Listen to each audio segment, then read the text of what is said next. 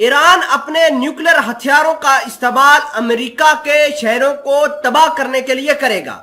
आपको यह बता दें कि ईरान ने ऐलान किया था कि हमने अपनी न्यूक्लियर फैसिलिटी को बंद किया है, हम किसी किस्म का कोई प्रोग्राम नहीं चला रहे, क्योंकि ईरान के अंदर बड़ी तेजी से मोसाद और इजराइल के एजेंट जो है वो ईरान के एटमी प्लांट को तबाह करने के लिए कोशिश कर रहे थे।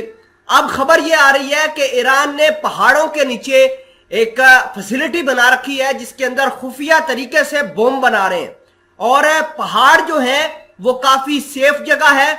इससे पहले भी ईरान अपने ड्रोन फैक्ट्री जो है वो पहाड़ों के नीचे बना चुका है और आज तक उसका किसी को सुराग नहीं है।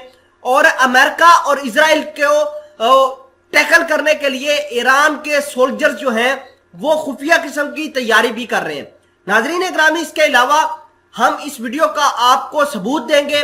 छोटी सी गुजारिश है कि आप हमारा यूट्यूब चैनल हसना टीवी को सब्सक्राइब करके पास मौजूद घंटी के निशान को दबा लें ताकि लेटेस्ट न्यूज आप तक बर वक्त पहुंचती रहे।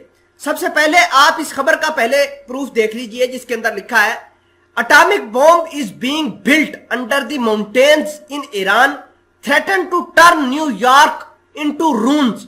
यानी ईरान वाले कह रहे हैं कि हम एक तो अपना बॉम्ब बना रहे हैं, किसी सूरत उससे पीछे नहीं हटेंगे, और दूसरे नंबर पर इसी बॉम्ब से अमेरिका के न्यूयॉर्क सिटी को तबाह कर देंगे।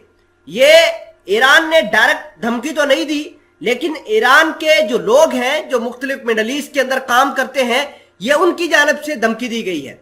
हालांकि ईरान ने ये ऐलान किया है कि इजराइल ने बहुत सारी इंकर्जन की है, बहुत सारे अपने एजेंट भेज दिए हैं जिसको हमने गिरफ्तार भी किया है। 2 नेटवर्क के बारे में तो मैंने खुद आपको वीडियोस बनाकर दी थी कि ईरान ने किस तरीके से मोसाद का नेटवर्क तोड़ा है। अस्फहान के अंदर नेटवर्क तबाह हुआ था इजराइल का, इसके अलावा नतांज के अंदर नेटवर्क तबाह किया गया था मोसाद का, और ये सारे के सारे एटमी प्लांट को तबाह करने के लिए आए थे। और हो सकता था यहां पर खुद का हमला भी हो जाए, क्योंकि उनके पास जो प्लान था वो ये था कि पूरे तरीके से इन पावर प्लांट को तबाह करना है, किसी सूरत कुछ ना बचे। लेकिन ईरान ने समय रहते पहले ही उनको पकड़ लिया। आज खबर आई है कि हम पहाड़ों के नीचे बम बना रहे हैं।